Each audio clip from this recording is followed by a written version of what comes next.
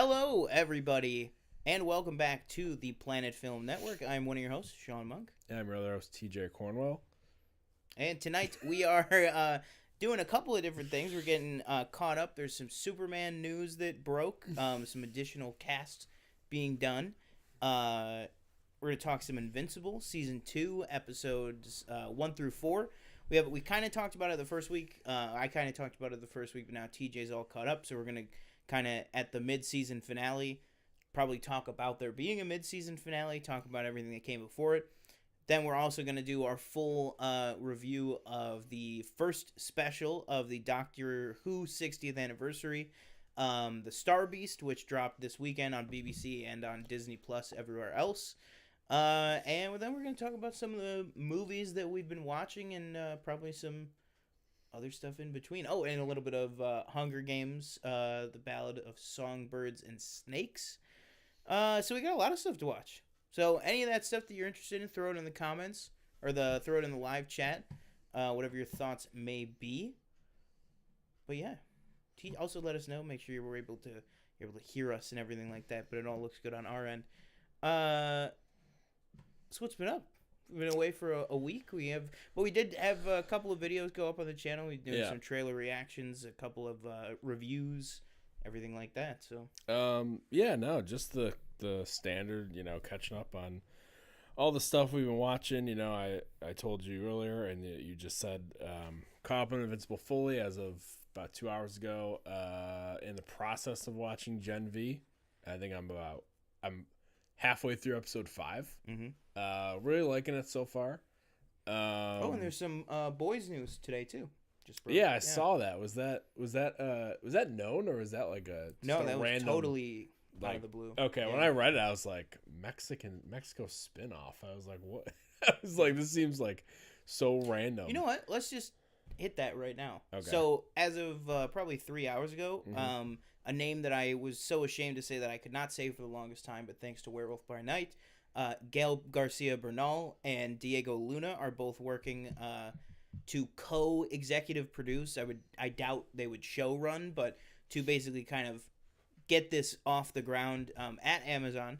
I'm sure this is probably a temporary title, but The Boys Mexico is going to be a show that's coming up soon. I would assume exploring probably still Vought. I doubt mm-hmm. in this universe it's going to be some different Mexican organization, but it's probably just going to be how Vaught's influence is in that area of North America, in that area of the world, everything like that. I would love to go to like South America, all that stuff too, and that. But what are your thoughts on this? Yeah, I don't know. I was kind of out of the blue. Really interested to see that. It seemed like they're obviously really trying to world build. Obviously with Gen V, there was the animated series too. I didn't watch that. Yeah. Did you watch that? I did actually, and I just while I was in between watching Gen V, I actually rewatched all of them. Yeah. It does connect, or it does? It does. It does. Okay. Yeah, like about half of them are like just in the universe. There's one that is set in the comics, mm-hmm. and then all the other ones are like actual like Vought stuff. And then one of them is like, this is like the actual Homelander that we watch his actual origin. Oh, okay. Like one is just straight up that. Yeah, so obviously like Amazon's trying to do a lot of like world building with mm-hmm. The Boys. So obviously and in different mediums it seems like. So I wouldn't be shocked if, in a few years we get a movie or something like that's announced. Maybe straight to streaming, maybe theaters, I don't know. That would be killer. But yeah, I think that is a cool idea to see how it kind of affects different countries. And different parts of the world. But yeah, I'm excited to see. I know people, have been saying lately, especially with I don't want to call it maybe the slowdown of the MCU and, all these things interconnecting. It's like, do people really need everything to be interconnected anymore? I don't think it's like a need, but I think it is a cool thing to have. I don't think it's like a necessity. Mm-hmm. But if you have the room to build that into the story you're telling, I think go for it, I guess. Yeah, absolutely. I think, not to get into and rehash, not even on this show, just in my regular life with the people I work with, all the MCU. What is the MCU doing wrong? But it's just like the Guardians were introduced, and then it was something that you'll talk about a little bit later. It was 5 years later, 4 or 5 years later, until they met the Avengers. You know what I mean? And it's like, sure, Gen V connects to the boys, but it is mostly entirely isolated. I mean, it's not until I'm sure this is no spoiler at this point, but it's not until the finale that you get, literal character crossovers. I mean, Ashley was in an earlier episode too, but the last episode is really the only one where you get like big crossovers, and that just makes sense for that world when it's a school that is, you assume in some place in like upstate New York or something, not that far from Seven Towers. So, but yeah, I mean, I think this will be awesome. Maybe something actually I think they have an opportunity to do something a little more disconnected with this show, is like really show us, don't be like, oh, this is Billy's, Diego Luna's playing Billy's ex, squad mate from, Iraq or something. Have it just be totally different. So that then later, just like the Guardians with the Avengers, when eventually they meet, or if they do ever meet, it's like an interesting character clash and stuff. I would love that. But in terms of the project itself, I mean, anything more in that universe, as long as it's still with, Eric Kripke's involvement, I think, maybe if Garth Ennis has, story ideas for it or something, just like, he consulted for story on Gen V. I think as long as you're keeping the people that are kind of stewarding this universe a part of it, then I think that's like an absolute win. And it's got the writer of Blue Beetle, which was a good movie, which I also watched since our last show. Oh, okay. I had never seen it. You hadn't seen it yet? Yeah, I watched it when it hit Max. It was really good. That's a really good movie. But yeah, I think that's awesome. Anything else on the boys? Mexico? No, that's it. Also, I did have a thought too. So they announced this as like Bernal and Luna are executive producing this, and I thought this is probably something that they could work on during the strike. You know what I mean? We're gonna find like development deals. I think we're gonna hear a lot of, because it's like there's no strike against working on a pitch for a show that you're going to be executive producing. So it's like, I think that's just very interesting that it's like this came so soon after the strike that it's like, but don't worry, they're not starring in it. Right. It's like, but yeah, I'm excited for it. What have you been watching? Yeah, so I've only watched a handful of movies since we've been gone. Let's see. So, I watched Hunger Games. We're going to talk about that. So I'll skip to the next thing. I watched a documentary on Netflix called Get Gotti, which I feel like I've probably seen a documentary basically the same thing probably 3 other times. But I'm a sucker for the good old true crime Netflix documentaries. Really enjoyed that. Did it make me want to watch the John Travolta Gotti movie again? No, it did not. I watched The Parallax View, which was really good. And then I did a rewatch of Infinity War, because I just bought it on 4K during Black Friday. And still very good movie. And I'm noticing this more and more, and I hate it. And again, I'm going to compare it to Toy Story. But obviously Toy Story is very different, because Toy Story came out like in the 90s and Infinity War came out in 2019. So computer graphics have come a very long way. Animation has come a very long way since Toy Story came out. But Infinity War, and I don't know, I'll have to see more home releases, obviously. But the CG just does not transfer, in my opinion. And I don't know if it's like we've already, in 2023, we've already like surpassed, whatever they did in 2019. But to me, it just doesn't hold up. Obviously, we all know like Mark Ruffalo in the Hulk Smasher suit does not look good. It didn't look good in the theater. It doesn't look good now. Yeah. But like Tom Holland, like when he's in like the what suit is that? When he's in space, the Iron Spider suit. It's like, obviously it's like his head's like kind of floating almost. You get that vibe. I got that vibe too with like seeing Robert Downey Jr. Yeah. Like it doesn't like completely translate to like a home viewing in my opinion. Again, I'm watching it on Disney Plus. No, I'm watching it like a 4K disc. Oh, okay. So it's like there's no, it's I've no never watched it on anything. 4K. I've only seen Disney Plus, so maybe Right. 4K it looks way worse. And I'm trying to remember like in the theater, I'm sure it looked fine. But again, I don't know if it was either how I was watching or if it was a sign of the times and just how far we've come. Where I'm like, man, have we really gone that far? I mean, don't people normally say that the CG is getting worse?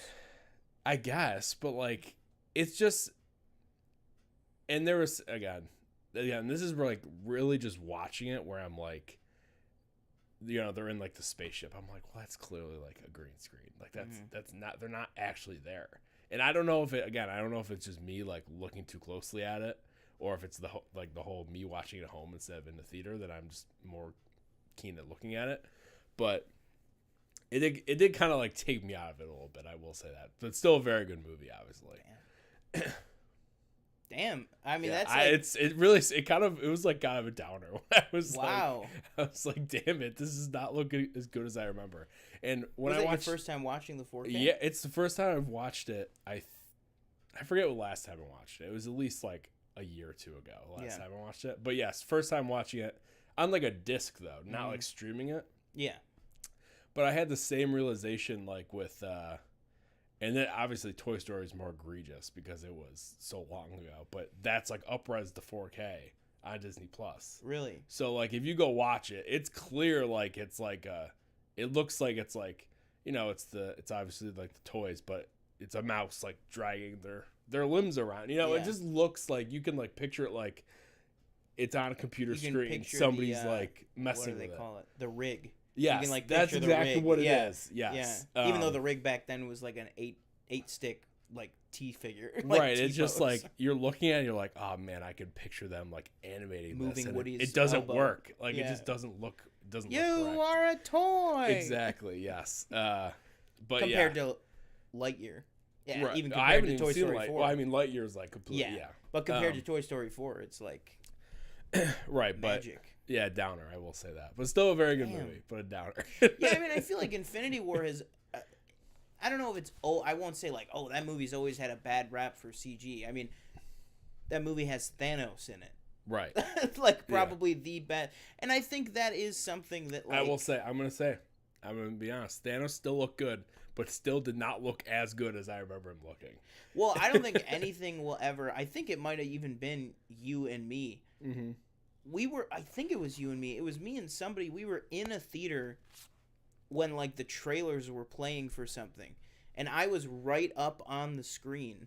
It was either you or Paige, I think. Mm-hmm. And I was right up on the screen, and it's that shot from the Infinity War trailer where it's the Destiny still arrives, and it's him walking out of the portal. Right, yeah. And it's like the shot is like his shoulder and up. Mm-hmm. And I remember seeing on his shoulder all the little tiny hairs that were on him. And I was just like, oh my God, that is insane. But I do feel like, that movie cost like $210 million. And it's like, it has probably the best CG character apart from Avatar, I'll say. Yeah. The best wholly motion capture CG character probably that has ever been on film. Mm-hmm. And I'll double that by saying it has never mind, I was going to say it has two of them, but Hulk's not in that movie. Not a lot. Yeah, no. But yeah, I mean, so like I will say Infinity War always had that thing of like when Tony runs up from the Sanctum and that wall behind him is CG, and people are like, you really can't afford the wall? And it's like, they probably just couldn't go back to that location. Yeah. And it's like, so they did the best they would.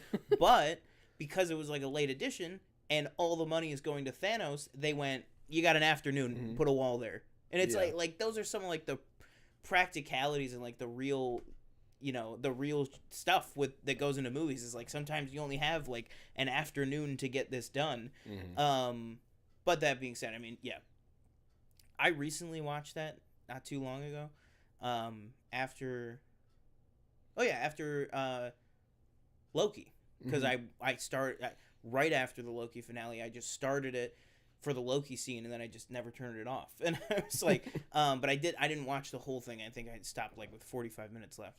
But yeah, I mean, I didn't really notice. I noticed all the regular things like the wall that people say and stuff like, and the float he had. Even on Tom's, I think I didn't. It didn't stand out to me, but I can 100% picture what you're saying. Yeah. Like it has like those little edges that like come up, and then Tony's a little like when he first gets on the spaceship and it flings back. And you can definitely tell a difference too when it's like he's standing next to like Benedict Cumberbatch. It's like, well, Benedict Cumberbatch is wearing an actual costume. Yeah, I actually when you were talking earlier about that, I was like, man, they as annoying as like the like Ant-Man nanotech helmet thing is that they do now.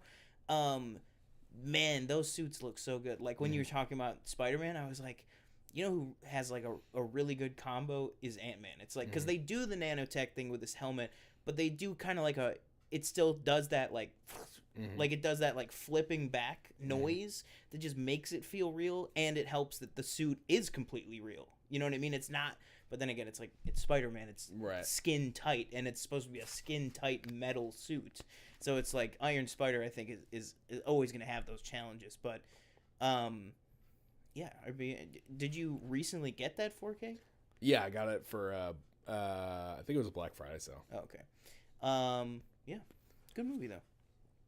Anything else? I wanted to ask you, did you ever watch 39 Steps? No, it's still, I'm going to watch it probably this weekend. Anything else?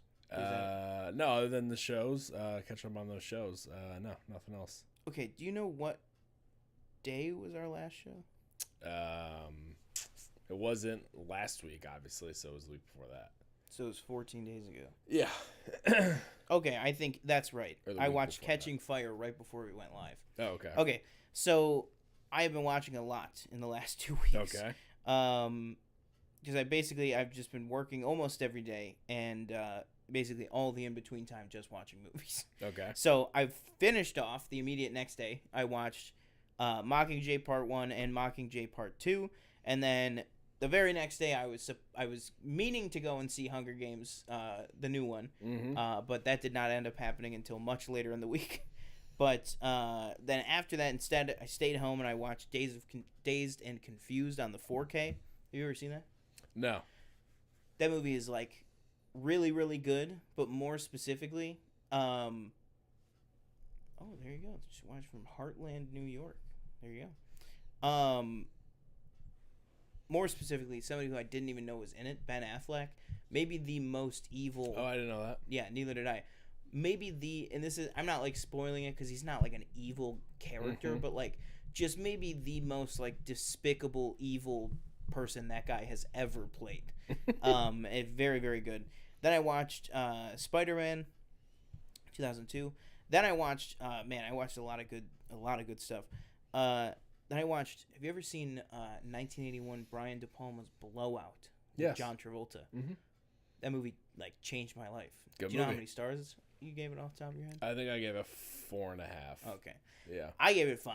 I was like, by the time that movie ends, just the constant ratcheting up of just like, what is going on? I think my one thing on that movie was this John Lithgow didn't quite work for me. Yeah. I get that. I mean, I loved seeing him in there, especially just how young he was and like he basically like had no career or anything, but I do think that like for that role, just kind of because of what he became, and this is saying a lot because he's Lord Farquaad, but I'm like, I feel like you need somebody like more menacing, like more visually menacing. Like I felt like if that had been like Jean-Claude Van Damme or something, just like because he is pretty quiet, like he's a pretty quiet character, so it's like if you're gonna do that kind of quiet and scary, I feel like you need somebody a little scarier than John Lithgow. But John Lithgow did meet the whole like kind of like G-man, like, you know, government black ops type of vibe that they were going for. By the time that the fireworks were going off in that movie, and oh, by the way, I should say Blowout was the very first 4K disc I ever watched in the PlayStation. First 4K disc I ever watched at my house. And it looked incredible. That movie is fantastic in 4K. But yeah, really, really good movie. Then I watched Insomnia, which was the last Christopher Nolan movie that I had never seen. You told me, not in a bad way, but you said possibly, you said, oh, I think you were like, oh, good movie or something, possibly his worst. Yeah. And I was like, oh, damn, really? But I see what you mean. It's just, he's not quite there yet. Yeah. It felt like with Following, that felt like a Christopher Nolan movie. And then Memento felt like a Christopher Nolan movie. And then Insomnia was like, okay, make this a Christopher Nolan movie, but we're giving you Pacino. But it's like Al Pacino can't sleep. Okay. It's like... Yeah. I liked his performance in it, just the like absolute just like like that, like his facial expressions in that movie were crazy. And then somebody who's like not even in any, I won't say marketing material, but just in any like official promos that you'll see or when you see the DVD cover or anything. I didn't even know Hilary Swank was in it until I watched it. And she is like, I mean, it's Hilary Swank, but like she is like phenomenal in that movie. Like by the time it's the spoilers for a 20-year-old movie, but by the time it's in the very end and they're all in that cabin, and I'm just like, is he gonna walk out once again the hero cop who somehow made it out with his life? Is he gonna walk out with 2 more victims? Is she gonna walk out, with the truth, or is she gonna let it die with him and honor his memory and stuff? And you still kind of don't know. I mean, you kind of do because she puts the bullet back on his chest, but it's just like the fact that she's willing to make that sacrifice. Like, sure, I don't think the movie comes together near as much as his other stuff, but like the character work in that was like, I was like, oh my god, this guy, I've like felt so bad for him. But also it's like, you got yourself in this situation, man, because you took your eye off the ball and you got all confused and you tried to hide everything, and it's like, I mean, that's me saying like that's me saying of what I've seen for him. I know like you like Tenet, I think, for what it is, probably. Yeah, I like it, but Tenet's probably my second least favorite. Okay, like I've never seen Tenet, so I can't compare it to that, obviously. But from I'll be seen, fair. I'll say Following is probably my least favorite. Okay, just because it's like it's like a first. student. Yeah. But for me, I'm like, it's not Interstellar, it's not Inception, it's no Dark Knight, Yeah. So it's not Prestige. Right. Yeah. But yeah, that being said, I did still like it. Then I watched Blue Beetle. Like I said, I thought that was really, really good. Then a little bit of a disappointment. I watched Priscilla. Sophia Coppola's Priscilla. Wow, that is. I feel like you're in the minority. I am in the mega minority, at least in the people that I know. I say that I gave it 3.5 out of 5, but man, it just felt like. Have you seen the Danny Boyle Steve Jobs movie with Michael Fassbender? So I think that's an amazing structure for a biopic of going, we're going to cover these 3 key events. This movie to me felt like, okay, we're going to cover these 28 events. And so because they're using the same structure, it's like, well, we're going to hit these 28 beats, but because of that, they're only going to get 4.5 minutes each. And it just was like, not like Whiplash, because it's constantly moving forward in time. It doesn't like go back and forth, but it's just like, are we supposed to like really feel like Elvis is like a good figure in her life, and then like immediately the next scene, and then it like fades to black, and then it's like immediately the next scene and he's like throwing a chair and he's like, baby, I don't like when you wear a dress like that. Yeah. And she's like, well, then I'll return the fucking dress, and slams the door. And I was like, yes, there we go. And then it fades to black, and then it cuts to 5 years later. And I'm like, what? I was like, where's, like, it just, not like it was meandering, but I'm just like, it's kind of like what we talked about with Molly and Killers of the Flower Moon. I was like, because Kaylee Spaney was great as Priscilla. Like, she was really good. Jacob Elordi, I will say, it's not his fault. I definitely had like a Nate Jacobs separation issue for Euphoria. Like, I couldn't quite separate it, so I feel like Saltburn, I'll be able to buy him a little bit more in that. If the internet is to be believed with some of the things that he and Barry Keoghan do in that movie. But I couldn't really separate that, but they're both great.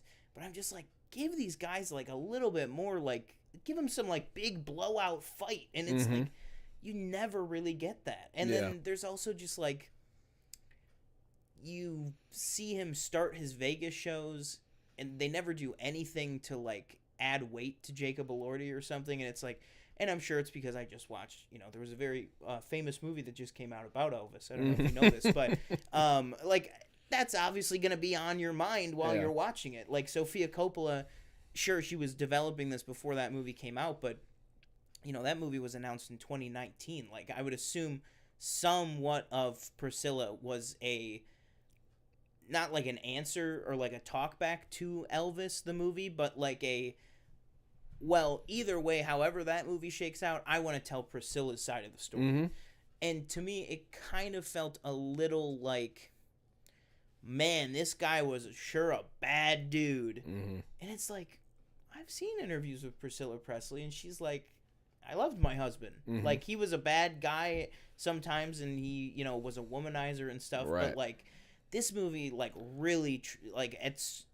But then I feel like it's also inconsistent. But it's like, at most times, it treats him like the most despicable man, like, on Earth. Mm-hmm. And not just, like, a bad husband. Which, I get you're trying to say, like, well, to her, that makes him the worst guy in the world. But then when you have now Priscilla going, like, it wasn't like that. Mm-hmm. And not that a movie has to be accurate, but it was just a weird vibe. Yeah. Disappointed, to say the absolute least, especially some of my coworkers saying it's the best movie of the year. I was like, wow. I did not see that at all. All right. A couple of quick ones here, but a big recommendation on this next one. David Holmes, The Boy Who Lived. That's on the list. Yep. Oh my God. I was like, let me just go with this. Mm-hmm. Can you scroll over a little bit so I can see the stars? Sorry. There you go. So this is the documentary on the stunt performer, the stuntman for Daniel Radcliffe, David Holmes. Super, super sad story in general, but more specifically, an incredible documentary. Like, absolutely incredible. Loved every second of it. Huge, huge recommend. Didn't even know this happened. I was like, what? It's somebody like got paralyzed on the... And they show in there, like, that it was on the news, but they only show, like, I think it's just, like, a local news. Like, local news covered it, and that was it. But, yeah, like, that's a part of the documentary is that it's, like, Daniel Radcliffe being, like, everybody always says, like, how's you and Rupert and Emma? And he's like, to be honest, I was kind of, the closest relationships that I had coming out of that whole thing was with his stuntmen. Because it's like, they're practicing together, they're working, like, sure, him and Emma and Rupert, they're all rehearsing together and running lines and stuff, but it's like, he would be like, I would have to, like, meet up with the stunt guys at, like, 6 a.m. sometimes, work on a thing for a week at a time. Like, he was like, I am... And then, obviously, David Holmes is the one out of his stuntmen that he was the closest to. And then later in the week, I rewatched it with my roommate. Very, very, very good documentary. Yeah, a lot of rewatches in there, I'm saying. Yeah, absolutely. Then I watched Thanksgiving, the new Eli Roth one. I said Shrek. I feel like that's a little harsh. It was fun. It was not a good movie. Yeah. I will tell you that. I think there's another one you're in the minority on. I'm telling you. Well, maybe not this rating. I think it's like people maybe liked it a little more than I liked it. But like I thought it was a perfectly like fun slasher movie. Mm-hmm. It definitely feels nothing like any of Eli Roth's like other horror stuff that's like super like crazy and like out like there, Green like Inferno, torture stuff, like craziness like that. It was nothing like that. Sorry, continue. My bad. It felt way more like a Chucky movie. Okay. Like it felt like a Child's Play movie, like that area of horror where it's just like, and because it does deal with like a little bit of like consumerism. Go back for a second to the posters.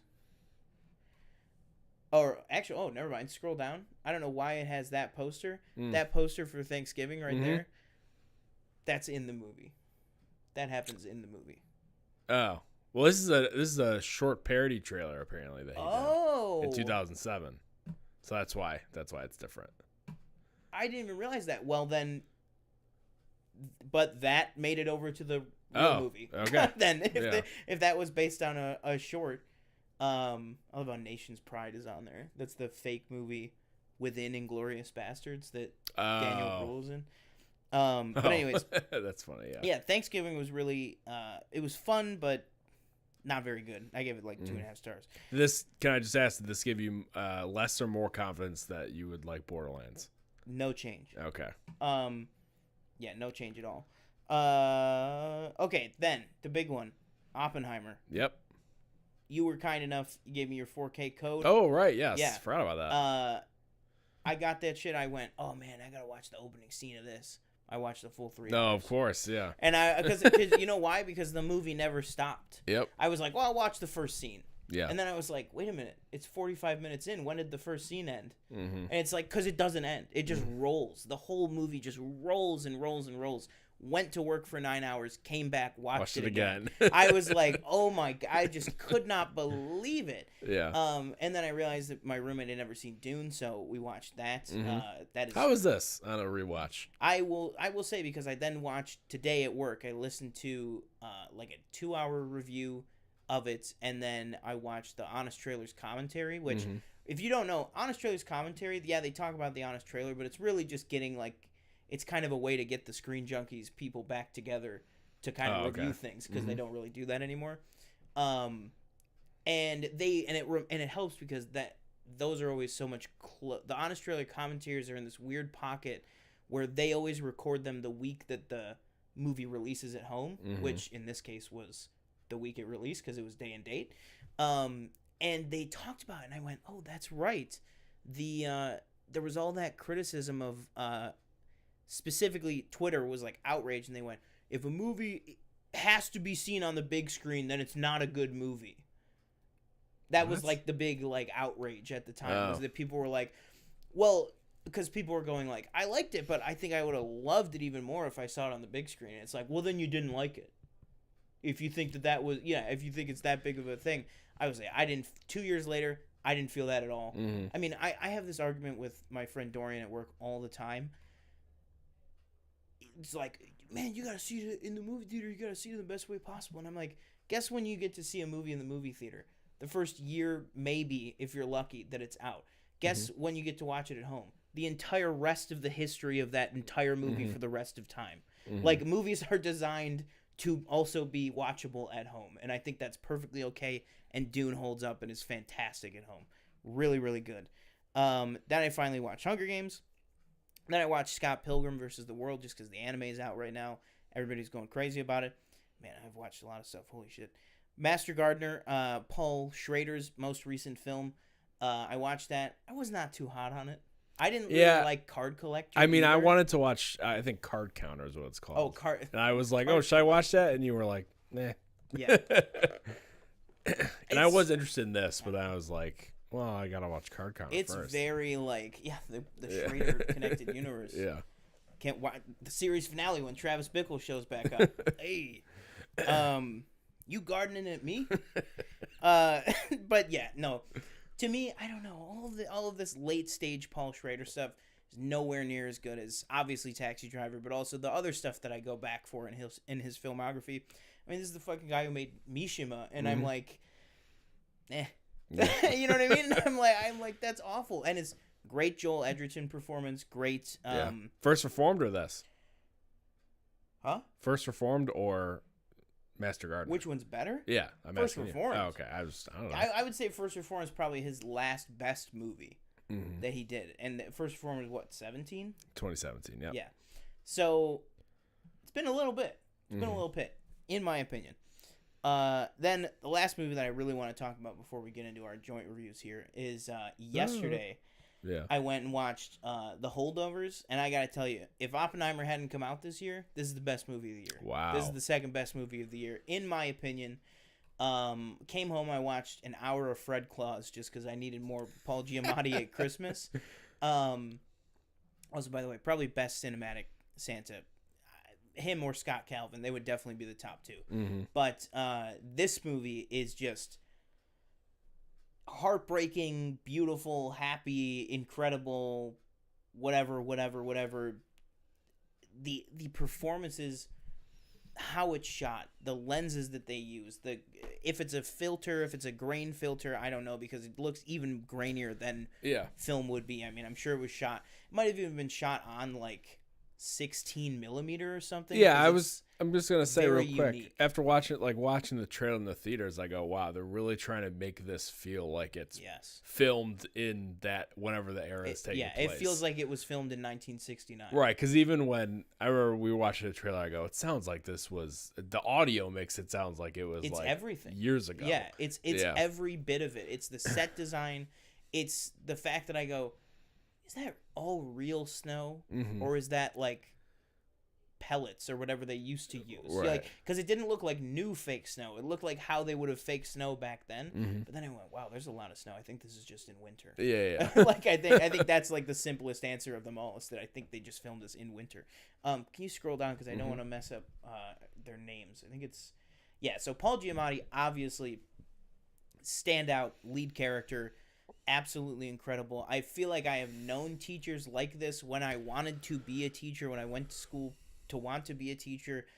Like, this is the kind of teacher that I wanted to be, that I would be like, I would be the guy that's like, you know, you guys got to get your homework done. But then I'd be like, hey, sport, it's going to be all right. Like, if you're, you know, your dad might be a bad guy, but, you know, keep those grades up. You know, it's like that kind of thing. Like, that's a lot nicer than Paul Giamatti is to his students. But that's kind of the whole point of the movie, is his obviously his arc of becoming less of a, as it says, curmudgeon. Then Dominic Sessa, who plays the main kid in the movie, is his name is Angus. Who plays Angus in this is absolutely fantastic. Like, maybe like a Finn Wolfhard level breakout performance of just like, who is this guy, and this guy's gonna be in like a million things. It just happened 10 years later for him than it did for Finn Wolfhard.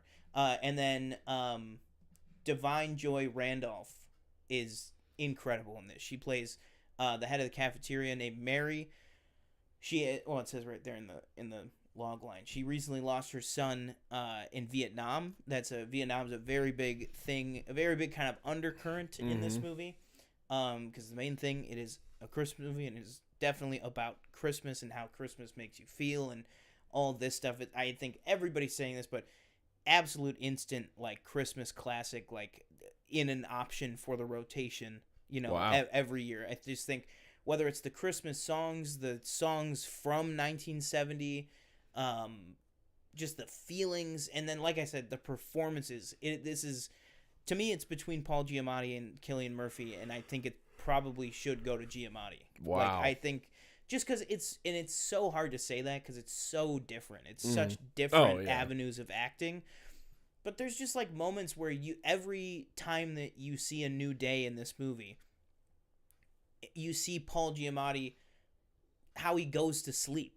Like how he gets he gets in his pajamas and he takes a swig of whiskey right from the bottle, does a little stretch, and then he like goes on the bed, and it's just like this like very like sad like just routine thing that like really, even just as I'm talking, because I literally just watched this yesterday, so like literally as I'm talking about it, I feel like it's getting even better.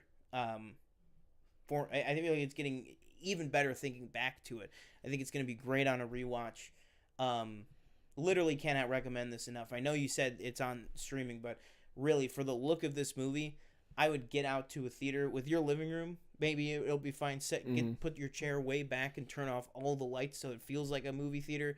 There's just something about the way that this movie looks. It is just like, you feel it so much more. I don't know. Is it a different aspect ratio than like a full? Yeah, like I said, I think again, I have friends that know it's way better than me, but like it feels like to me, it was maybe shot on like 16 millimeter or something like that, because it just like it's definitely got.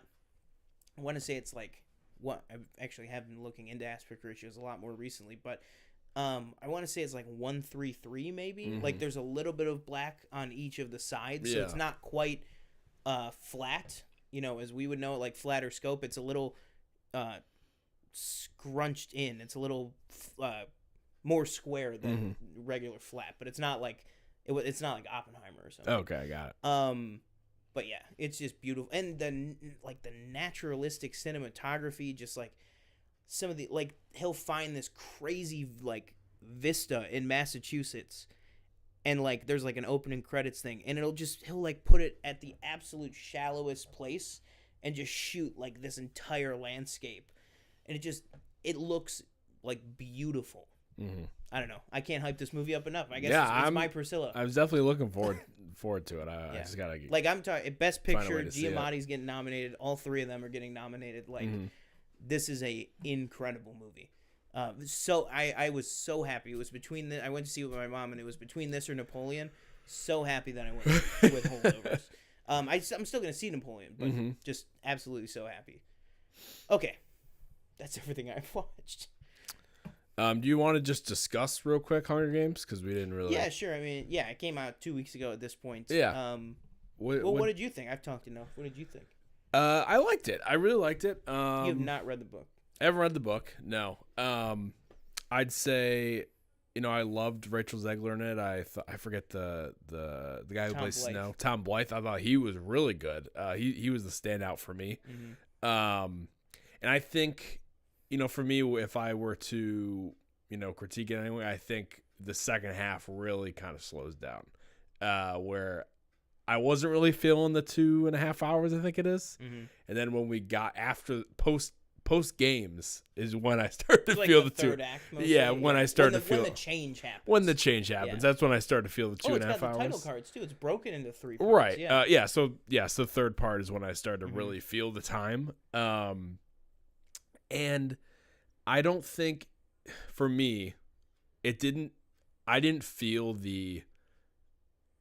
I don't know, just during the movie, I wanted Snow to I want him to pick one. I was like, which one do you want? I was like, do you want to be like this kind of like what we know you as, or do you want this woman? Or I never really got, and I get it, like he's like manipulating her, and I understand that he's he's a manipulator. That's what he does.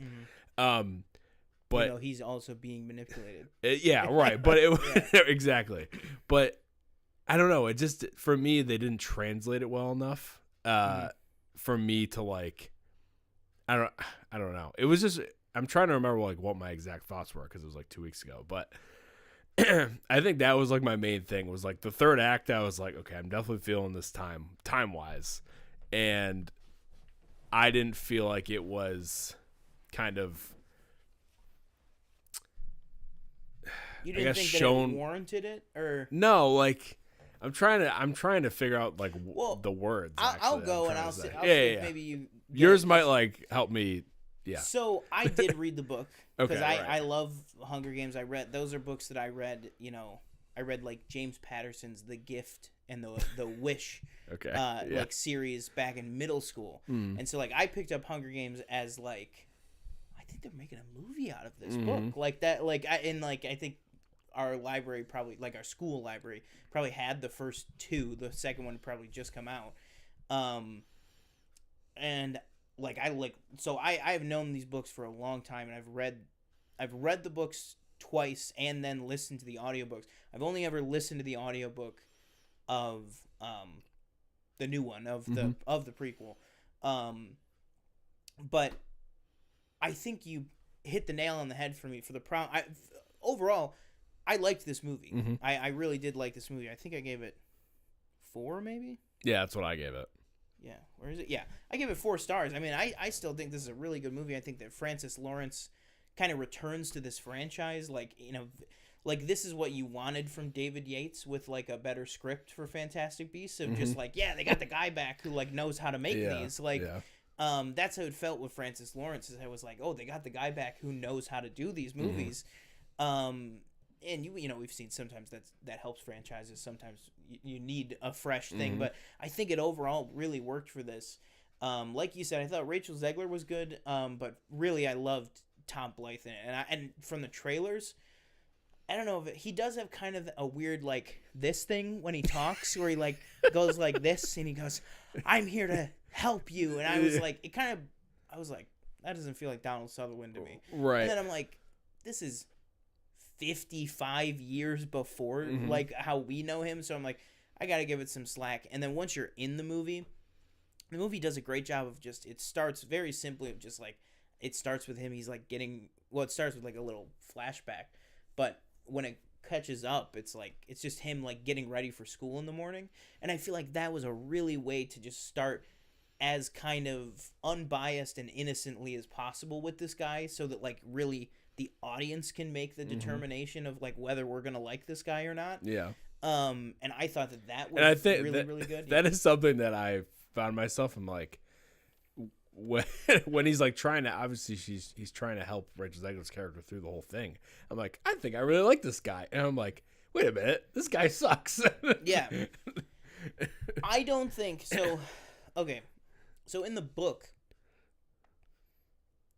the kind of like the structure of the book, I just feel like it's easier to, in a book, go, all of this part is set in the Capitol, but then in the last part of the book, we're going to go to District 12. Yeah. And, woo, like, now you're imagining District 12, and you're like, whoa, especially with the audiobook. It's like the Star Wars ones, sound effects, you know, the music, everything like that. They use the music motifs, like, from the movies, literally just like the Star Wars ones. I feel like in a movie, that's so much harder, because it's like, in a movie, you get used to the environment that you're seeing, as opposed to in a book, you are imagining the environment. So now you go, oh, this great gift this book has given me. Now I can imagine a whole new environment for the third act.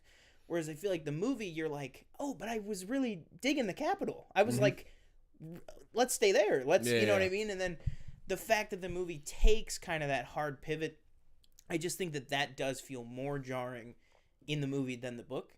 Francis Lawrence has been very vocal. He was like, I did not support doing this with Mockingjay. I am not gonna split this book in half to do 2 movies out of. I feel like you could have done 2 movies out of this.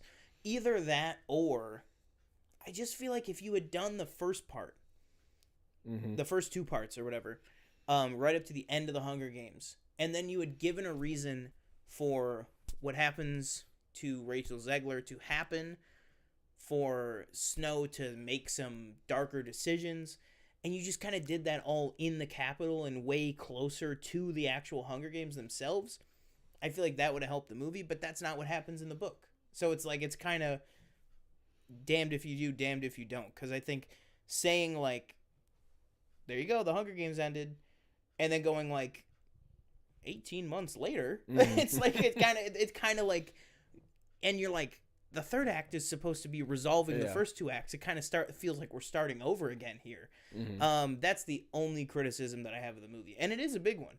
I mean, to have a kind of a third act structural problem, that's a big flaw with a movie, I feel like.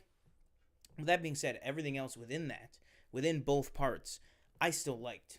I liked the first 2 parts. To me, I was like, if the third part landed as good as the first 2, I was like, this could be better than Catching Fire, like, or at least as good. For me, I put it probably in my rankings. I'll say it's probably third.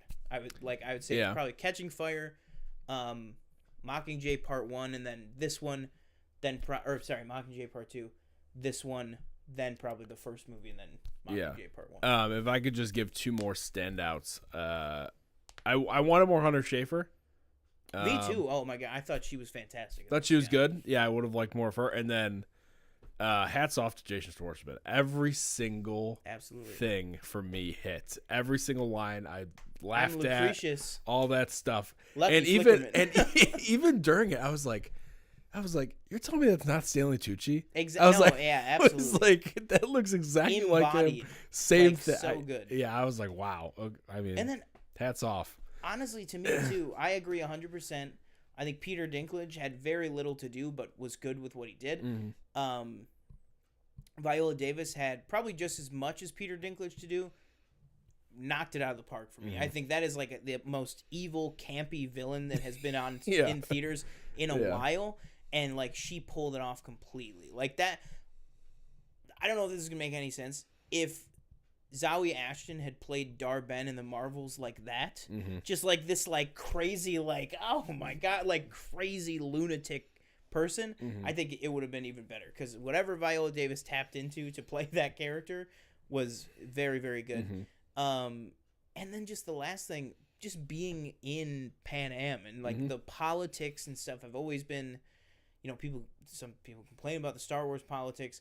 I think Hunger Games, the whole point is the politics. You know what I mean? Like, the politics are kind of what makes this series so good as it is. And I think that, like, the politics were incredible in this.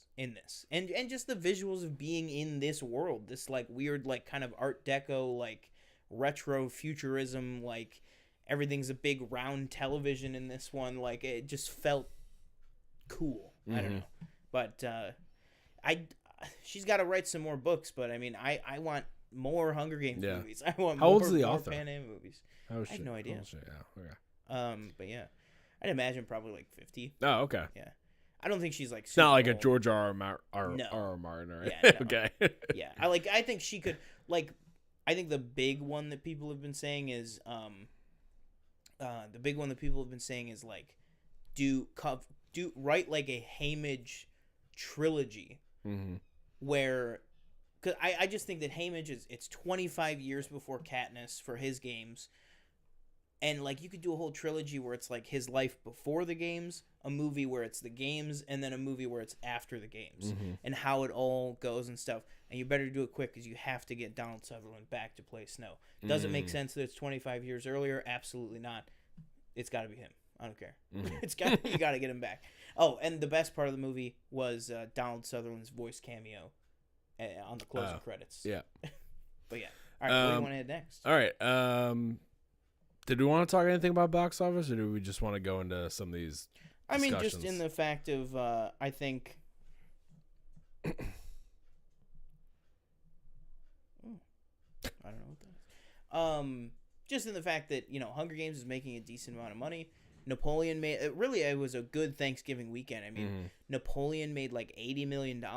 Hunger Games is up to like $200-something million, and then even Wish did okay. Wish came in third, but I think it did like $55 million or something. As did Trolls. So Thanksgiving weekend was a good weekend. All right. So, what do you want to talk about first? You want to go Invincible first? Or you want to go Doctor Who? Or do we want to do that Superman stuff first? I forgot about that. Oh yeah, I mean, I just want to talk in general. Just, some of the castings that we got. I don't know if you just want to Google like Superman casting or something, but big one, Nicholas Hoult seemingly finally found. People were like, Nicholas Hoult finally nails superhero role, but it's not what you would expect. Dude was a superhero for a decade in the X-Men franchise, but whatever. He finally got his DC role, right? Say, as Lex Luthor. Oh, look at that! Boom! It breaks down into cast and villains. So yeah, we got a lot of people announced. Skylar Gisondo as Jimmy Olsen. That one we kind of figured was going to be happening. That was rumored for a really long time. As was Nicholas Hoult having some sort of a role in this movie. And it looks like they found that with him being Lex Luthor, which can't wait to get your thoughts on. Sarah Sampaio is going to be Miss Tessmacher, who is in, Smallville, a bunch of other Superman stuff, the Gene Hackman, Christopher Reeve Supermans. And then, can you scroll down for a second with her name? The first member of the Authority was also cast, who we know are going to be in this and getting their own movie. That was Maria Gabriela De Faria is going to be playing the engineer. So, first member of the Authority cast, kind of like a... I was like, no idea who that is. Yeah, her body's like taken over by this like tech virus. Yeah. So think kind of like Cable meets like Vision meets like Iron Man's nanotech armor. Okay. Kind of, where it's like she can't take it off. Okay. Essentially. But yeah. What are your thoughts on some of this? I mean, the big one is Nick Holt. Yeah, the Nicholas Hoult one I thought was really interesting. As soon as I saw it, I go, finally, like he got he got one of these roles. He is Lex Luthor in real life. He literally lost the role of Superman. Like he has the motivation. Yeah. No, I think that's awesome. I'm excited to see what he can do. Just I'm thinking of like previous performances I've seen in like The Menu. What he was really good in. Obviously, his role in Mad Max wasn't that big, right? No. But he was still good when he was on screen. I would say he's probably top 3. But he still got that. Characters. But like he's like, again, Lex Luthor. Yeah, he's bald in it, and then Lex Luthor though is more of like kind of a. Again, I'm not as familiar with DC as I guess Marvel, but It's kind of like Lex Luthor's more subdued, I guess. I feel like unless you're to go the Marvel Gene Hackman route, and he's like a Justin ones. Hammer type, kind right? of. Like, so I think he can definitely play that, and excited to see what he does with the character. And same with, I know absolutely nothing about the character Skylar Jacinto. Jimmy Olsen. Yeah, I don't. It's just like Superman's buddy. Okay, I don't know why I can't like recall what is he in like Man of Steel. He's the one in the Snyder movies that like he's like the guy that's like he's like. I've seen Man of Steel once. You know Young Sheldon. Yeah, that's him. Okay, that Young Sheldon is basically Jimmy Olsen. Okay, but, I've seen Man of Steel once. Well, he's definitely not in Man of Steel. Okay, well the whole thing with the Snyderverse is that at the beginning of BVS, he's the guy that the terrorists he dies in the first minute, right? Yeah. He's the guy that's like, he's like, Miss Lane, Jimmy Olsen, FBI or CIA or something. Okay. And then it's like, oh, is Jimmy Olsen about to like, and then they just like shoot him in the head. And it's like, that's like the whole yeah, thing. BVS was like, that's a blur. He did not do anything. And then I think some like comedian at the time played him in Superman Returns. Yeah. Okay. And then, and I know nothing about the... Who's Lex Luthor's like? Oh yeah, Miss Tessmacher. Yeah, I know nothing about her. I've only seen the first Superman. I've never the Donner one. I've never seen Miss Tessmacher is literally just like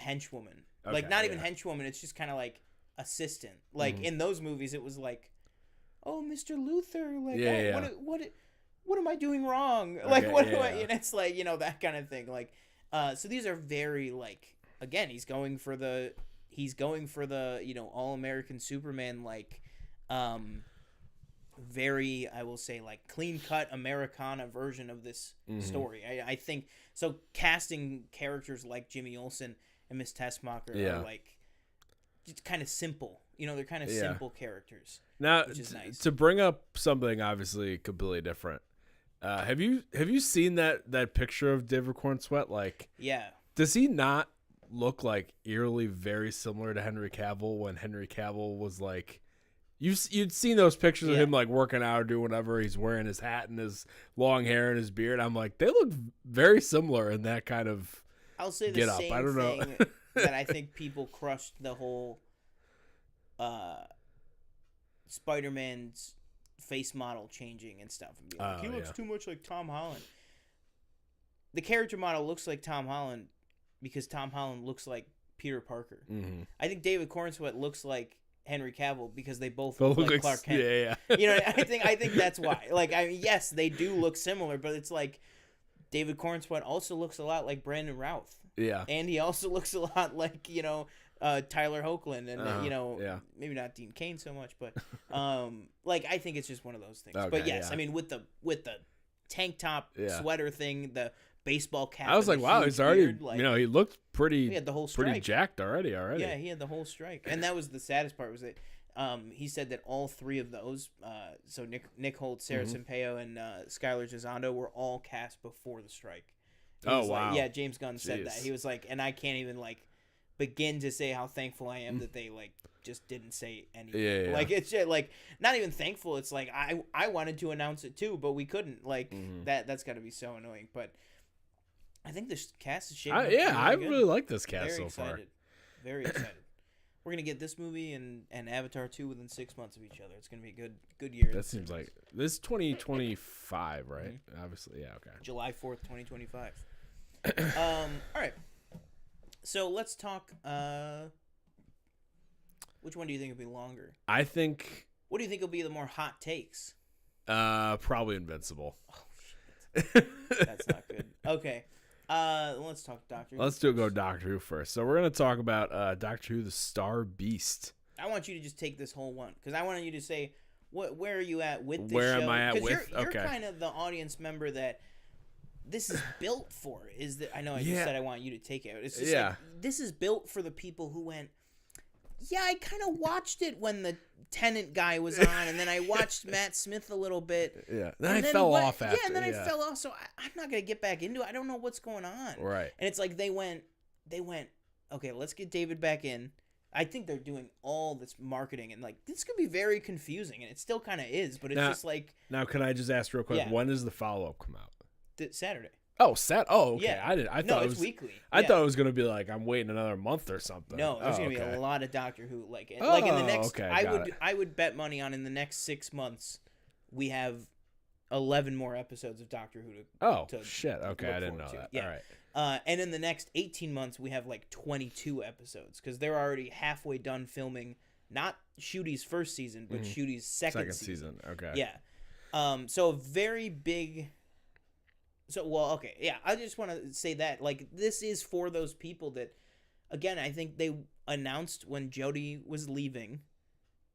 Then they announced Shooty was cast as the next Doctor, and then they announced that David Tennant was the next Doctor, and people went, "What?" Mm-hmm. And it's like they're kind of like squeezing him in between them with these 60th anniversary specials, and I think that they're pulling it off excellently, where it's not confusing.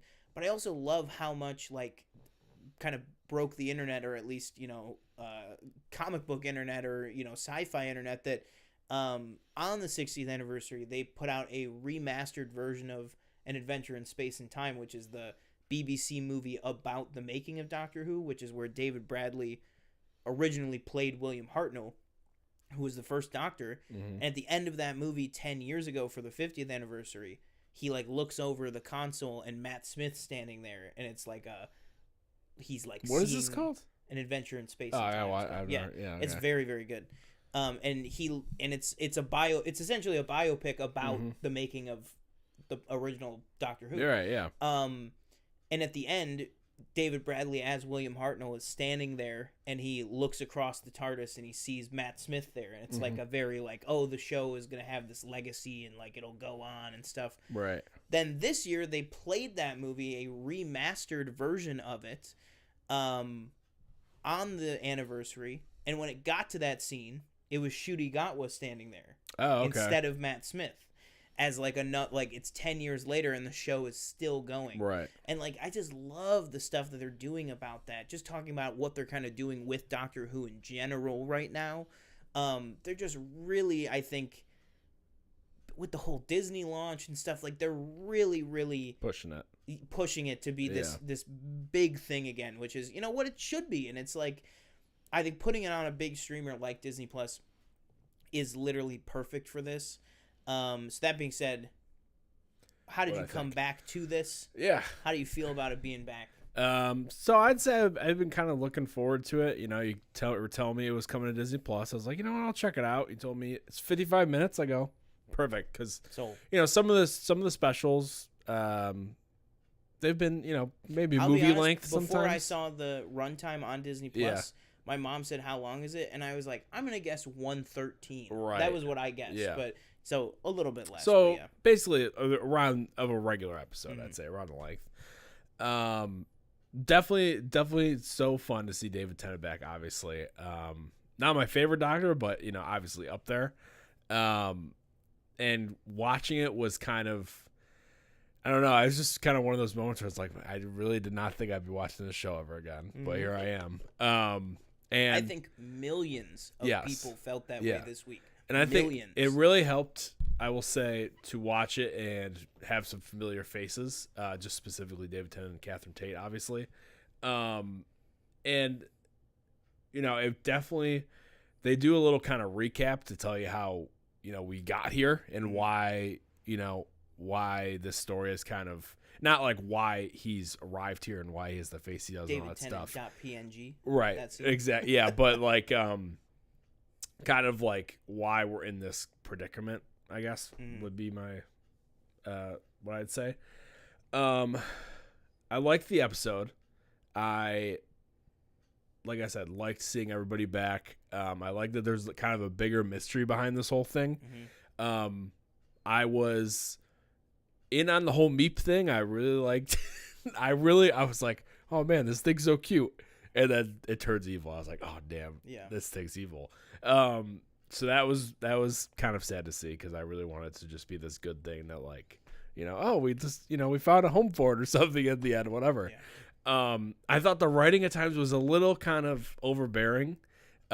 Specifically, I said to you, like you said, they're this is like with every show or movie where they're trying to be inclusive and all that stuff.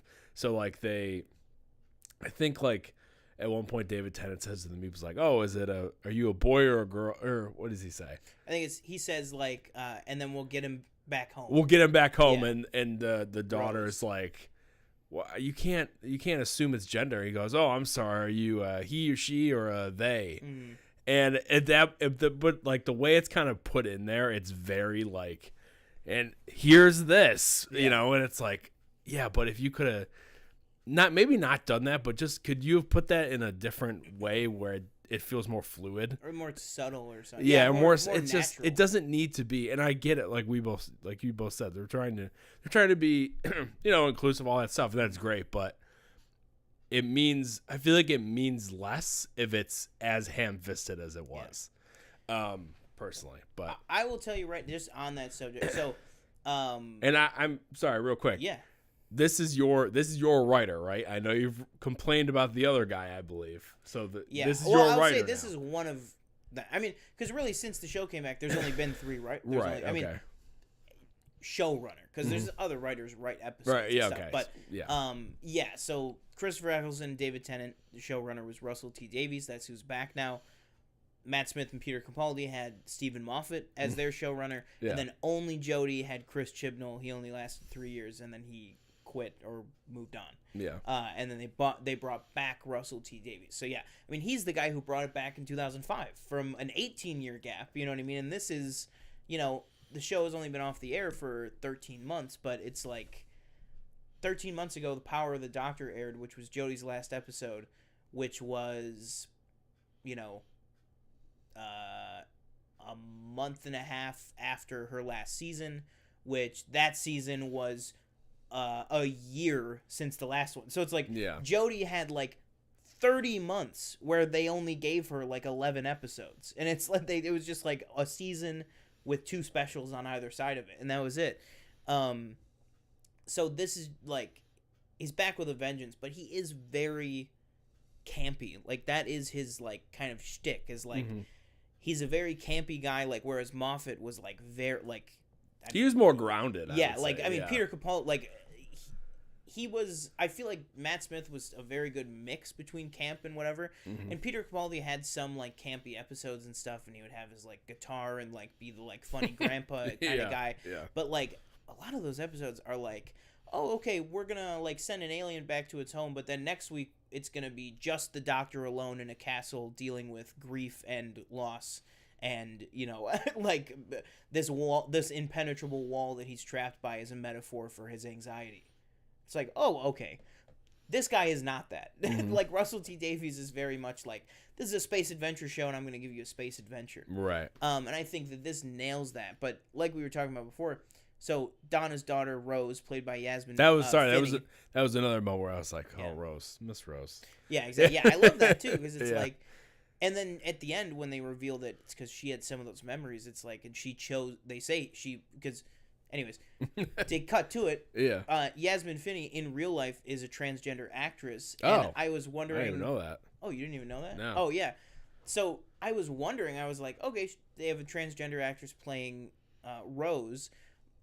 Is the character going to be transgender? And I was like, when the first moment happened, when Rose and Donna are like walking up to the house, and like these kids on bikes ride past, and they're like, "Oh, how you doing that, Jason? Oh, you want to give us a kiss?"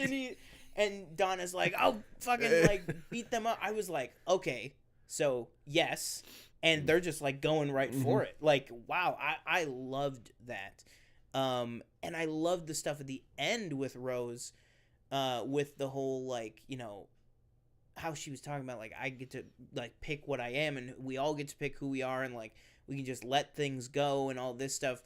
But I agree with you, it's the like pronouns with the meep thing, the like, oh, if you were still a woman you'd understand, and it's like like that's like but some of that stuff he was that woman, well, so it kind of doesn't even make sense. That's where I say where I was like, I find that kind of funny, where I was like, oh yeah, because he switched again. I was like, and it's.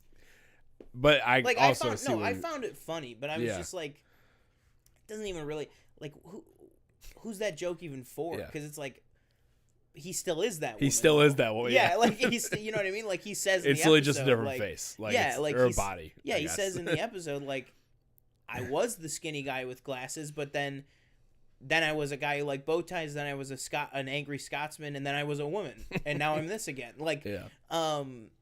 So that was just kind of like a weird moment, and then it was like they were like, you know, any male facing Time Lord wouldn't understand, and it's like, what? Like that? Yeah. That just was. It just felt like, because I really loved what they were doing with the whole transgender like allegory with everything with Rose. I loved that part, and so then it was just like the stuff that didn't really have to do with the transgender storyline that was just like seemed to just be like tackling gender and pronouns and stuff for seemingly no reason. Yeah. And again, I think it's great that you're doing that, and people have said like, well, I don't care how they did it. I just think it was awesome that Russell T Davies got a Brinks truck from Disney and then put like trans rights all over their like app, basically. Like somebody said this special talks about, you know, transgender, or has so much transgender stuff in it that even Saudi Arabia can't edit it out. And I was like, I thought, like, because that has been a common complaint with Disney stuff is like, well, if there's ever anything that is like LGBT, the Panderverse, as they say. There you go. It's from South Park. They're like, you know, if there is ever anything like that, it's one shot that can be edited out for foreign markets, and it's like, this is like about that. Like, it's not just one scene where Rose is like, yeah. Oh, another scene. Who again? I'm so glad she was back. But Donna's mother, Sylvia. Oh my God. I loved her saying like, "Oh, Rose, you look gorgeous today." Yeah. And then Rose leaves, and then she goes to Donna, and she's like, "I never know what to say." Like, is that? Yeah. Because that's like that's what a real like grandmother would feel. It's like, well, I knew like Jason his whole life, and now I don't know what to like. I love her, but it's just like I feel like I always say the wrong thing. Like, I thought that moment was incredible. But yeah, moving on to that, the special as a whole. Yeah, I thought it was really good. I definitely get the campiness, and I think I am, because I'm just thinking back, like I was definitely more of a Moffat kind of guy, I guess. And I know, like, you don't dislike him as a writer, but you just like Davies more. Am I correct in saying that? I don't even or know if I have showrunner, whatever you want to call it. I feel like Peter Capaldi is my favorite Doctor, right? And so I think by extension, I would say that his era is my favorite. But like, I mean, David Tennant and like that was like what Doctor Who was for like the. I think what I'm looking for, like the whole kind of the whole when they're getting split up in the ship and they're hitting all the different buttons, that did not quite work for me. Whereas like I'm much more of a we're gonna stand here and we're gonna trade blows, but we're gonna trade blows with words, and I'm gonna give you this long winding speech of this and that and that. Like one of my favorite scenes. One of my favorite scenes is when Matt Smith is Stonehenge. But when he's talking to the Silence and he gets them to like order their own execution and that whole kind of moment with the music and oh my God, like that's probably one of my favorite scenes from his time playing that character, or even any of David Tennant's, where I can't think of one specific. Most of those great David Tennant ones, Russell T Davies also did. Right, so I know that's in there. So that the whole kind of like we're gonna run around the ship and we're just gonna press all these buttons and we're gonna do this thing, that didn't quite work for me. Where I was like, I wanted something a little more, but but I guess like what else can you do with this freaking little Cully Panda thing up in this ship, like. Or as Donna said, Mad Paddington. Yeah. That was great. So but I'm definitely interested. I'm in. I really liked the episode. But I'm interested to see what's the bigger thing here. What about like the production value? Because I was like on the floor, not compared to all other shows right now, just compared to Doctor Who. Like when could he start? When did he start being able to like? Just now. Okay, because I was like, all I remember being able to do was like open things. I think the idea is just like because they are. I think literally. I know literally like in the BBC, they have like confirmed that this is a new show. Oh, okay. Like it's just like in 2005, like the original show, 1963 was season 1, and then 1986 was like season 31 or something, and then 2005 was series 1 of a whole new show. It was still called Doctor Who, but it was a whole new show. They've now done that again, where this on like BBC iPlayer and stuff, this is now listed as a separate show. Oh, okay. So they have classic Doctor Who, then it's Doctor Who 2005 to 2023, and then, or 2005 to 2022, I guess. Oh, no, yeah, because Power of the Doctor, whatever it was, I don't know. But basically, that's like its own thing. So I think it's like they're trying to start this whole new era with like new stuff. That's why, you know, and we'll talk about the TARDIS at the end and stuff, but like, so I think they were like, all right, in this new one, we're going to give the Sonic, what's some other things that the Sonic can do? Like, let's make it even more useful so that it's not just like, you know, because I think a big complaint is like, you know, in a lot of episodes, it's like, oh, I'll use the Sonic. And it's like, let's give it some like stuff to do so that we can use it just as much, but it's different things and stuff. And in this, he uses it to make a little like because when he did that, I was like, when did this start becoming a thing? Brand new. How he knew how to do that, I don't know. But I love that stuff. But just like I said, the production value and how it's shot, like the cameras that they're using, I feel like they have. My friend refers to it as like the boys' color grade on it, where it's like everything's a little like blue and a little like darker than it feels like it should be, like and again, just like the sets and everything like that, even stuff like the costuming, the hair, like it's just bigger budget. I mean, they said that Russell T Davies said that the budget that he had per season in the 2005 show is how much the budget is for one episode of this. Wow. For a whole season. So they're really pushing it, obviously. Absolutely. And sorry. When is remind me. So, season 1, this is all going to be on Disney Plus. Are they going back and putting that on Disney Plus, or are they going? No. Okay. So all that stuff. So right now, Tubi, has Doctor Who Classic, which is all the old episodes that exist. Plus that weren't in a fire or whatever it was. Yeah. Plus the 1996 movie. And then HBO Max has.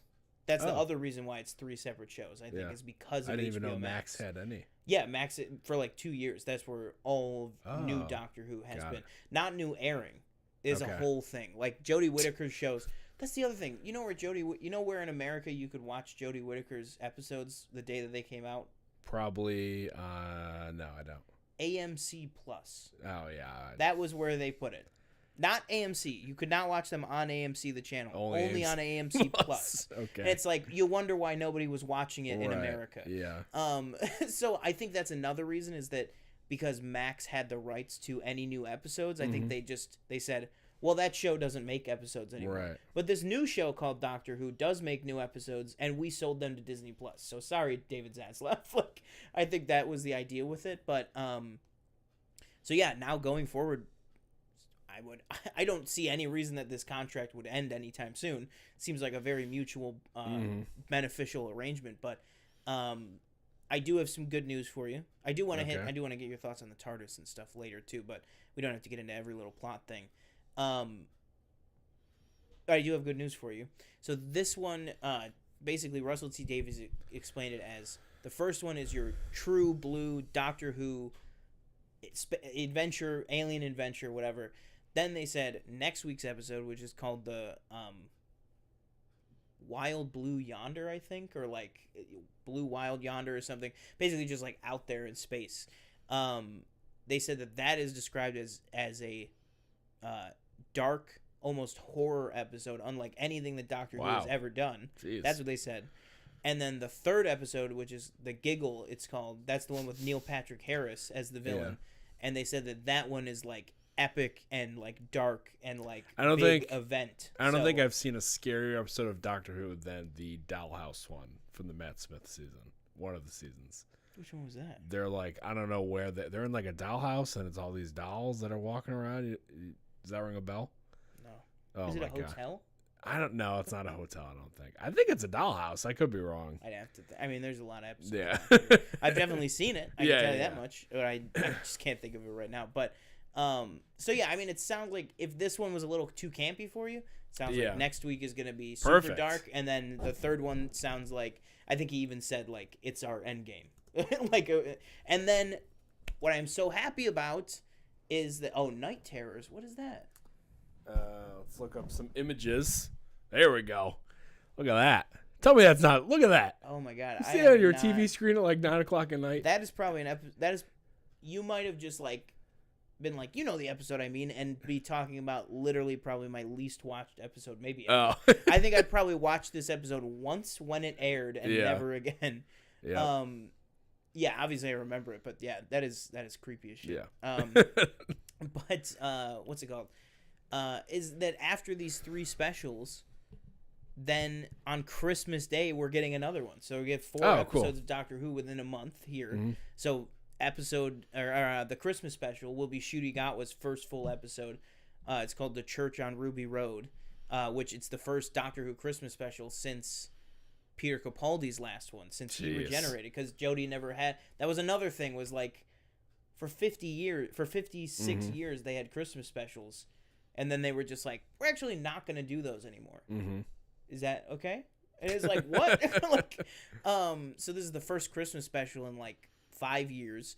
It's going to be Ncuti's first episode, and then they have already got his whole first season filmed, so it's like, I would guess probably March, maybe. Yeah. You know, because now they have Doctor Who to juggle with all these other Marvel and Star Wars shows. It's like, you don't want to overlap all that stuff. So I think it'll be very, very interesting. But the last thing on this, what was your thoughts on the new TARDIS? Huge. Looked great. Yeah. He said it's 5 times bigger than David Tennant's original TARDIS set. That's crazy. Yeah. I mean, you could see it when he's like running around the entire bottom. Apparently, that was his idea to do that. And apparently, by the 8th take, he was like, "Can we please film this another way?" And they were like, "You've committed now." Yeah. It's like he just had to run and run and run. Last question. So I'm gonna guess these 3 episodes are gonna be the David Tennant, and then we're switching over right to Christmas. Okay, cool. Absolutely. Yeah. All right. Star rating. I'd say 4. Boom. There you go. Let me add that real quick, actually. I love it. Oh, yeah, and I do just think that just overall, it's just a great pitch to go like, hey, you know, if you've fallen off the show and you go, well, it's just going from one guy to the next, they're like, we're restarting. Here's a guy you know. He's gonna regenerate into somebody else. So it's like you're gonna be watching David Tennant's episode, and you're gonna see Ncuti Gatwa show up, and all the people that do that are gonna go, oh, he's. Well, like, there are some people watching this. There's some kids out there watching this with their dad who loves Doctor Who maybe doesn't even know what a regeneration is. Mm-hmm. And when it happens, they're going to be like, what? Like, they're, you know what I mean? That's just going to be awesome. There's going to be so many more I'm Doctor a sucker Who for fans. a good regeneration, I'll tell you that much. Oh, dude, I can't even tell you. 3 times a year, I'll pull up that video that keeps getting longer of every regeneration. Oh, I love those. Yep. It's just so good. So good. All right, let's talk Invincible. Dun, dun, dun. I think the only way to end this podcast is if we spend some time talking about one of our favorite shows. Dun, dun, dun, dun. We should have had that ready. All right, why don't you go first?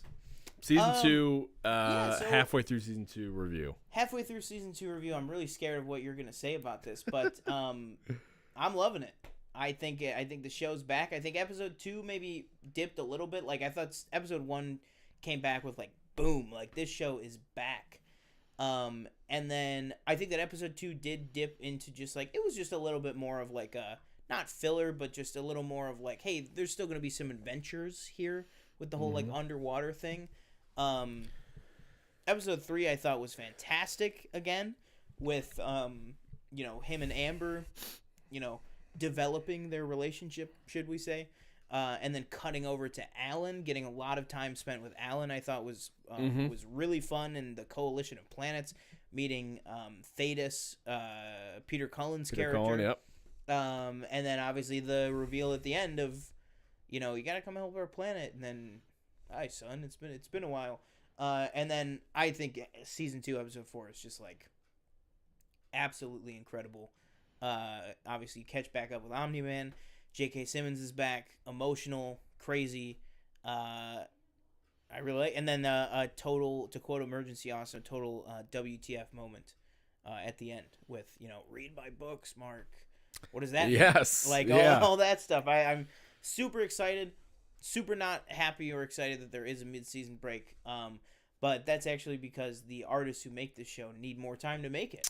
Yes. So if the internet could just shut the hell up about that, that'd be great for the people that are like saying some actually pretty horrific things on the internet about the people that make the show. Yeah. What did you think? So the first thing that I said to you, oh yeah, you gotta talk about these voices. Was I don't know what it is. And maybe it's because the first one came out 2021, right? 2020. 2020. Yeah. And you have to think they Started recorded those in 2018. Yeah, so yeah. I think that's probably what it is. But when I'm listening to them, I'm like, nobody sounds the same to me. And I don't know if it's just in my head. Did you rewatch any No, of the I didn't old ones? rewatch anything. I JK rewatched sounds it the same. right before I watched this, so it's like maybe that was why. I don't know. Maybe that's why. JK sounds absolute same to me, which not surprising. But like Steven Yeun, Sandra Oh, Jason what's his Jason name? Mantzoukas? Yeah. They all sound different. I could have sworn. Fair, are you talking about Jason Mantzoukas as robot or as I'm Rex? sorry, not as Rex. Okay, yeah. Yeah. Well, because he's both now. Right. Because Okay. He's the real boy. Right. Rudy is his name. Sorry. Yeah. Like Steven Yeun, I was like, wasn't Rudy his going to the movies? That was great. I love that scene. I was like, wasn't his voice like higher? But I was like, but that again, you got to think like it's been years. Yeah, I mean, since the first episode, since like the first pilot was recorded, it's probably been 5 years. Right. So in my head, I'm like, okay, maybe that's what it is. Yeah. So maybe if I go back, like, I'll be like, maybe it's not that different. No, what about Eve? Does Eve sound different? Eve sounds different. Really? Everybody sounds different, except J.K. Simmons. Different microphones. I literally thought I'm not joking. Like I was watching the second episode the other day, and I was like, is that Steven Yeun? I was like, is that the same voice? They got a goddamn feeling. They got a sound alike. So that's where I am with the voices. And you just said the whole thing about the animation. To me, it just feels off. It just does not feel as clean, I guess, as I would like it to feel. And I was like searching Reddit yesterday on the Invincible subreddit just to see what other people were saying, to see if I'm like in the minority on that. And obviously, like you said, it seems like a lot of people are saying the same thing. Mm-hmm. I'm not saying it's bad in any way, but I also feel like, and I saw one of the comments was like, if you compare this to like an anime from Japan or something, there's clearly like there's clearly a difference. Okay, there's a difference in the animation quality, and maybe that might be what it is probably since the show originally aired. I probably watched a few more animes, and I've gotten used to maybe a higher quality, I guess, version of animation. I'm not gonna say it's worse than the first season, because it's probably better. I haven't gone back and watched the first season, but just some of it just feels like a little off. Like, for example, from this screen grab right here, this little shot right here of Nolan in space with his whole bit, like, that looks awesome. Yeah. But then they cut away to something else where it just doesn't look as good. No, 100%. I think that's like you're 100% not wrong. Okay. I just think that, like, I don't know, I think part of the charm was like, and that was not a big complaint, but a complaint about the first season was like the animation felt dragging the JPEG across the thing. Yeah, exactly. And there is some of that in this. Right in that exact scene. I mean, when he's just staying the same, but the backgrounds are all changing. It's literally just he's not even moving. Yeah. It's just his cape is billowing. Like the Omni-Man model is just one static image. I don't know. I just think that's just like part of the charm. But Yeah. I get it. I mean, it's very, I'll say like low res, I guess. I don't know, but just particularly for like that stuff, because then it's like with the talking stuff and like being up close with characters, Right. like still looks very like detailed. And Yeah. stuff. One last, and again, this is another like nitpick that is probably just like so stupid. But there's moments when I'm watching these episodes, and there's 3 characters in the conversation. And is it just me, or are there just like these long pauses between where it's like there's obviously not all in the same room. Yeah. But it's like when it was recorded, it's like they recorded like, Steven Yeun's lines or whoever, and then whoever plays that, I forget what his friend's name is. William. Yeah, so like maybe William was recorded later, and it's like a long pause, and I'm like, are you gonna? And then he like starts talking. I'm like, that was really, and I've gotten it a lot. I don't know what it is. I can't even like picture what. It's just like it's all of this is combining to me feeling like the show is just feels off to me. I don't know why. It's like a combination of all these things. I feel like it feels like it's back and it's maybe even better than season 1. I don't know. It probably is. I don't know if I'm in my own head or what is going on. I think it might just be in your own head. I don't know. And again, maybe if I go back and watch the first season or watch the last episode of the first season or whatever, I'll And did you watch the Adam Eve special? No, I didn't watch that. Oh, okay. Is that necessary? I mean, granted, I know I've read all the comics, so it's like I know what's gonna happen. But I mean, I think it's just necessary in the sense of like it's just more of the story, right? That's what I think. But I will say I do feel like, and my memory does not serve me well ever, but I feel like they're moving faster, like pretty quickly. Like, yeah, I watched an interview with the co-showrunner. Yeah. And he said he was like, I think the first season we covered like they covered like they said like 10 issues. 10, yeah. Like did I show like the I think it was the first compendium. I was like, it's literally like this much that they've done. And then he said he was like, well, I won't tell you the exact number, but he was like, I think in the second season it's more like 18 to like 22 issues. Like he was like, but then he said like, but then season 3 is not necessarily going to be that amount. He's like, I think he said that like him and Robert Kirkman will literally just sit down and read the comics from where they left off in season 1. Like that's how they determined season 2 is like they'd sit down, read actually just read them and go, okay, how far until the emotional point where we would want to end a season at. And and then they kind of work their way backwards. So I think it probably is moving faster, but I know another thing too that I asked you, I think after episode 2, I was like, don't tell me anything, but do you think there is a path for redemption for Omni-Man? And it's like, well, I think to him there might be. I don't know. I think episode 4 shows that. I think just like looking back at or watching, episode 4 and looking back at reading it, I think at the time I was kind of like when we get to this point in the comics, I was kind of like, well, that's it. I was kind of like, that's all it took. Like one of those like, so now, like he just kind of thought about it. And he's like, "Well, I'm good now." It's like I wanted more. But I mean, again, don't tell me, but right. I feel like there is gonna be more. I mean, because it's like, I think a big part of this show feels like he says like. And why do I feel this way about these people? And he's like, that's how you should have felt about Earth. Yeah. And it's like, I think the answer is going to be, that is how he felt about Earth. But he was just, like, now I'm totally flipped now. Because now I'm like, oh, he wasn't like when he called Debbie a pet, like, he was saying that to himself. Like, I don't care about her. Right? Like, you know what I mean? I think it was like, all those things that he said, it was like he was lying to himself as much as he was lying to Mark. You know what I mean? I think that's how I personally took it. Obviously, he murdered thousands of I did think it was maybe like 1 million people or like a lot of people. But Mark does say in this, he's like, you killed like 10,000 people, or you killed thousands of people. And I was like, okay, so it's just They're just going with just thousands.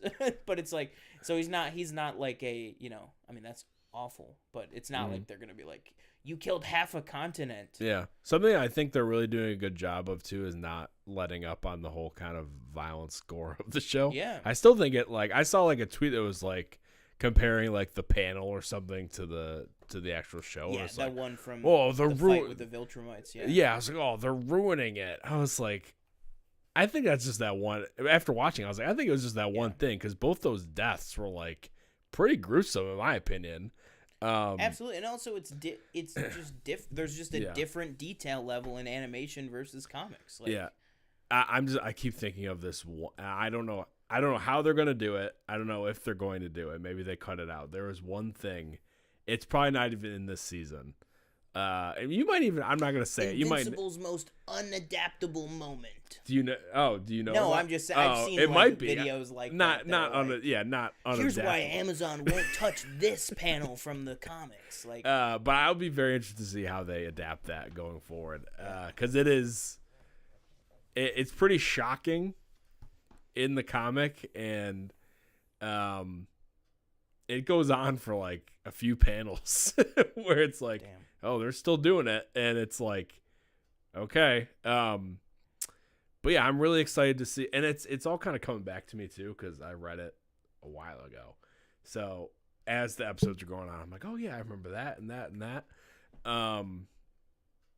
But I'm interested to see. Oh, even Seth Rogen, he sounded different too. I don't know. I mean, maybe I don't know. Maybe I'm in my own head about it, but I did not notice that about the voices at all. Yeah. I don't know. I'm just really excited. Actually, I will say, sorry. Who plays Cecil? Walton Goggins. I think Walton Goggins. He sounded fine.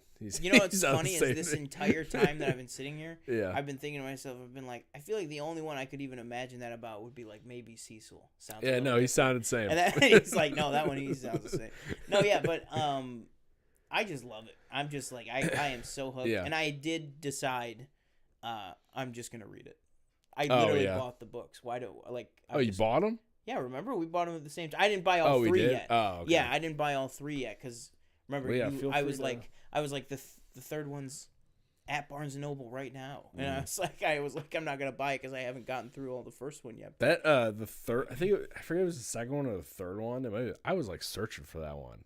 Yeah, I was like because I wanted to find it like in some like it wasn't at Barnes and Noble, and I found it at this comic book place on I think it was on Hurdle or whatever. Yeah. Do you know the name of that? Gutter. Oh yeah, Gutter Pop Comics. Yes, I had like a hour-long conversation about comic shops in the area, and my friend was talking about. Oh yeah. Yeah, I was like, I haven't been there in a very, very long time. Yeah, I don't know. I really, really like where it's going. Everything with Debbie. You said they're not letting up on the gore. They're not letting up on the adult drama either. And I just think that is what sets this show apart. Is it's like, because even the boys, it's like, yeah, they have the same gruesomeness, but like, I don't know, the boys is not as emotional as this show is. I'll say that very confidently. This show is way more emotional than the boys is emotional. Mm-hmm. The boys is a lot more like superhero-y stuff happening. This is like, I'm like, what is Nolan? How is Mark gonna feel about Nolan now? You know, what you think about the brother thing? I was like, damn, I couldn't believe it. I was like, oh my god. But now I will say, like I know that his name eventually will be Oliver now. Correct. Like, yes. So I will say YouTube is not doing me any favors with hiding spoilers. Like it's just like there's one that's just like I know not what happens to him, but I know what will like be. I know that Alan will have a future. Mm-hmm. That's what I'll say. I know that Alan is not dead. Right. Yeah. So it's like I know that like he is very much not dead. There's two characters I'm actually really looking forward to. Is the one in the maybe unadaptable panel that they're talking about. Mm-hmm. There's also this other Viltrumite that is like he's just like a giant. Well, like I know I know like names, so I know like Thrag and Conquest. Thrag, I think Conquest is the huge one. Oh, then he's Conquest, he's like the balding like white haired Yes, guy. Yeah. that guy. Yep. Yeah, that's the one that like I know their like names. Right. And then the main reason that I have decided I'm just gonna read it is because I got ruined for me. Peter Cullen. Oh yeah. And I was like, well, I wish I didn't know that. Yeah. But I don't know why I turned into Norm Macdonald for that. But this guy, his name is Omni-Man. Yeah. Tries to kill his son. Crazy. Yeah, I don't know. I mean, I don't have much more to say just because it's like I could speculate all the live long day, but like you know the answers. But it's just I just really I'm really loving it so far. I'm really hoping that this mid-season finale is like it's back like January 15th. Yeah, why did they? Oh, because you said they need more time to. Yeah, I mean, he said they needed more time, and also he was like, I think Robert Kirkman said like if we had been ready to launch the show in like August, then there wouldn't have been a mid-season break. But he's like, because of when we launched it, he was like, because there's only 4 episodes left, so he's like, those are the 4 weeks leading up to Christmas, and he's like, I don't really want to get buried by it. I want to like be able to let all this Christmas stuff come out and then come back so that people will still remember this show, you know, it doesn't get kind of drowned out, which that in addition to if they just need more time, then they need more time. Like whatever, like they're already deep into season 3, like again with a lot of shows. I think Invincible I think the second part of season 2 is going to come out in like January or February at the latest. And then I think we're going to get Invincible Season 3 also next year. Like, I think that Invincible Season 3 probably will come out November 2024. Like, I don't think it's going to be a huge wait now after these 4 episodes for another one. I don't think it's going to be another 2 years. You know what I mean? But yeah. Anything else on Invincible before we wrap up? No, I'm going to keep on it. You know, I'll let you know if they go, maybe go I'll back, watch like one episode of the old stuff and be like, this was the other day. I was like, I kept thinking about this episode in the as well in the comic, and I was like, I couldn't remember. I was like, did they do that in the show? But I was like, because I couldn't remember how far it was. Yeah. Then I was like, and then I saw this. I was like, oh yeah, they did it already. Yeah. Yeah. Oh, another Mark Hamill coming back. I thought he was great. Oh yeah. I just can't wait to see where it goes. And I'm I think I'm team Omni-Man. I think I am. Omni-Man. I think I'm team Nolan. Like Debbie's never going to forgive him, but you know, if he's got to sacrifice himself and prove to the people of Earth that like he's not a piece of shit and that this was like, cuz I mean also it's like when you're talking about the scale of his life, this guy lived 2,000 years or thousands of years in this like brutalistic, murderous society, and then he lived 20 years on Earth. So the fact that he even like had remorse, I think like shows like that there's something in there about him that he's just like unhappy with it. And Mark even says to him, "You deserve to die for what you did," and he says, I do.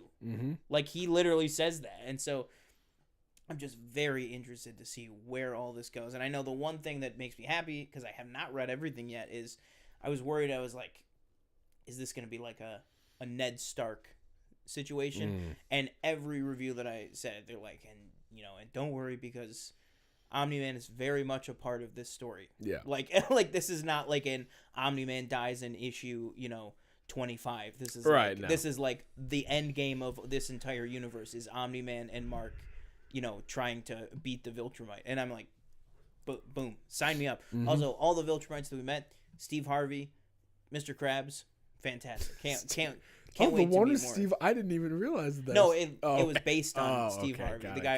It was a black guy with the mustache. Got it. That would have been hilarious if they actually had him, but. That guy was badass too. It was like next time you kill someone, make sure they're dead. Like that was like comes in with the flying kick to his spine. I was like, dang. You think he was dead? I did at that point because it had been like 20 minutes. No, I meant Omni-Man. Oh, Omni-Man. Yeah. I didn't think he was dead, but I was like, oh, is he gonna be like which I guess he is. I was like, is he going to be like paralyzed for like a long time? Like, Yeah. long time for him. Like, I'm like, is he going to be paralyzed for like a week? Like, Omni-Man off his feet for a week. That's not good for him. Mm-hmm. That's not good for him. But either way, he's in captivity or whatever. But yeah, guys, let us know. What did you guys think of Invincible Season 2 so far? The first half is down and out of the way. We have the second half to look forward to in 2024. What did you guys think of the Star Beast, the first special of the Doctor Who 60th anniversary specials? What did you think? Did you see Holdovers? Did you see Napoleon? What did you think of Hunger Games, the Ballad of Ricky Bobby? Let us know all that down below. While you're down there, make sure to like, comment, subscribe, and share this video with a friend or a fan of Marvel, Star Wars, comics, movies, shows, TV, whatever you want to say. That'll do it for me. I've been one of your hosts, Sean Monk. I've been your host, TJ Cornwell. Thank you for watching. Please comment, like, subscribe. Let us know what you thought about any topics below. Follow us on our social medias, Twitter, Instagram, TikTok, and we will see you next time. Boom.